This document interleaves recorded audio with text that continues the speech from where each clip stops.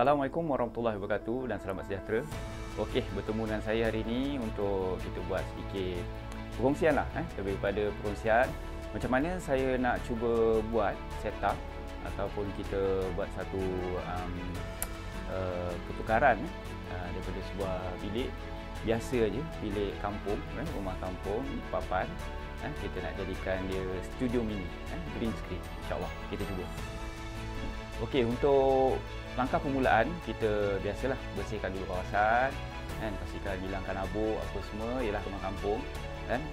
Jadi kita perlu bersihkan dulu kawasan yang kita hendak. Kalau kawasan tak begitu luas mana pun, saya rasa mungkin ambil 4 kaki ke sana, 4 kaki ke sini lebih kurang, dan tinggi lebih kurang dalam 5 hingga 6 kaki, cukup untuk lepas ketinggian saya.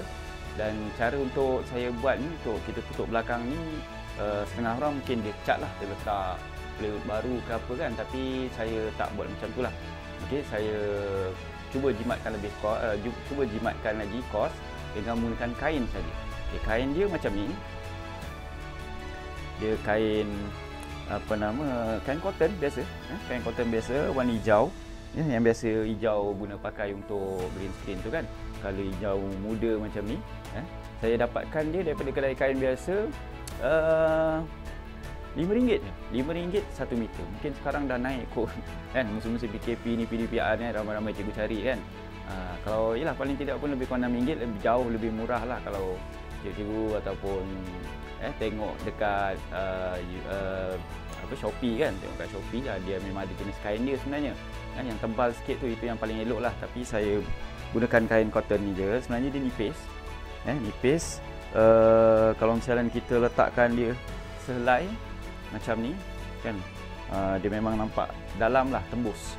Okey, jadi seeloknya didoublekan, dilapiskan dua lah, lapiskan dua, insyaAllah okey. Okey, kita cuba pasang macam mana, tengok.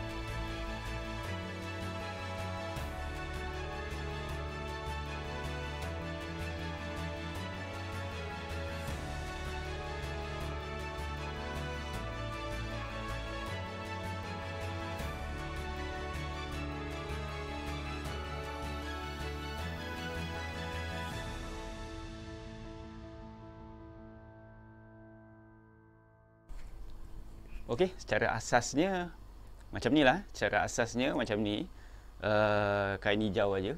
Jadi daripada kain hijau ni macam mana kita nak ubah jadi background yang lain. Okey.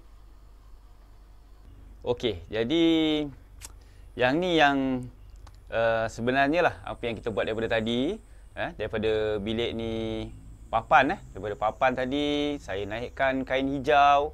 Walaupun pada asalnya mungkin semua boleh nampak kain tu dia tak adalah berapa rata sangat kan, tapi akhirnya bila kita tukar background, okeylah, clear kan.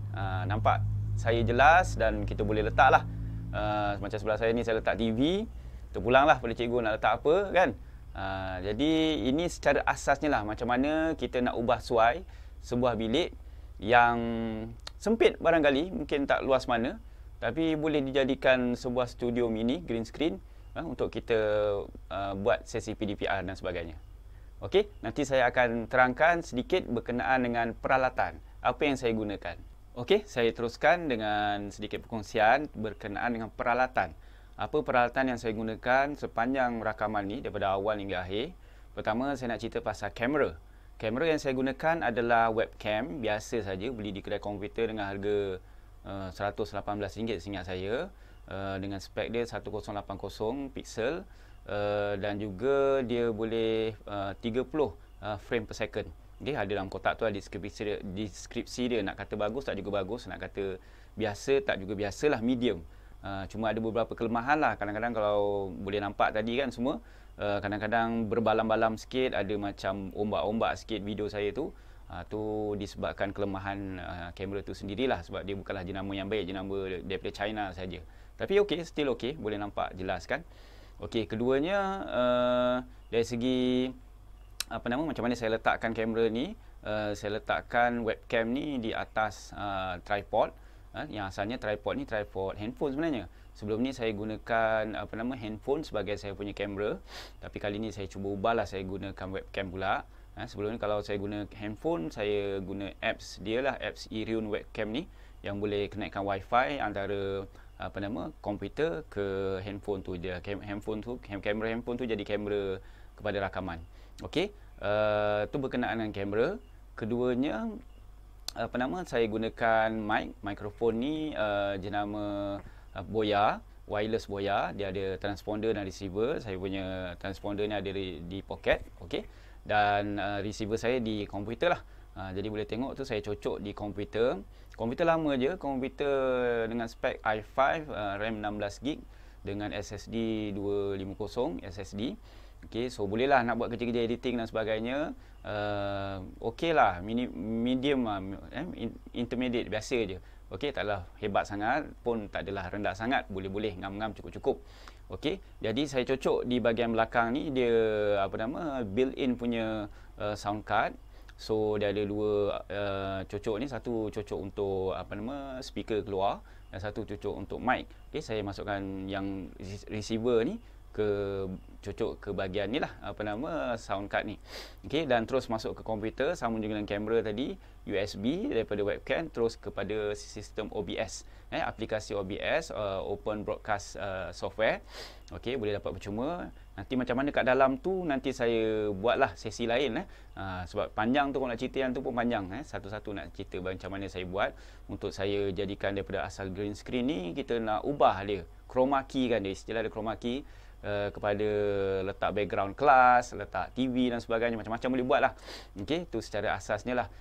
Nanti saya buat perkongsian lain. Dan yang terakhir tentang pencahayaan. Pertama, pencahayaan yang datang daripada bilik ni sendiri ialah rumah kampung, adalah lampu Kalimantan ni kan, boleh terang juga, tapi saya tambah sedikit pencahayaan. Saya cari satu spotlight dengan 50 watt spotlight tu. Sekejap saya ambil kotak dia. Okey, ni dia 50 watt kotak, petak kecil je, tak besar mana, satu petak ni lah, kotak ni. Okey, 50 watt dengan harga 100 juga lah, lebih kurang dapat kurang-kurang RM90 macam tu lah. Okey, saya letakkan di atas tinggi bahagian hadapan saya ni supaya kita nak meminimumkan bayang-bayang. Kalau untuk green screen ni, pertama pencahayaan tu pastikan betul-betul terang. Keduanya, kurangkan bayang-bayang, sebab bayang-bayang ni lah nanti akan kacau lah. Kita susah nak tukar background hijau tu kepada betul-betul terang kita punya muka kat depan ni. Kalau tak nanti dia berbalam-balam, ada bergaris-garis dan sebagainya lah. Okey, seeloknya kita cuba meminimumkan bayang-bayang ni, dan paling senang letak paling tinggi lah, so dia tembak daripada atas dan bayang-bayang kita jatuh ke bawah. Okey, so tak berapa nampak sangat lah. Okey, tu secara teknikal sikit lah. Okey, jadi saya rasa tu saja perkongsian saya untuk kali ini. Kalau ada nak tanya, boleh tanya je di ruang komen. Okey, saya cuba jawab nanti.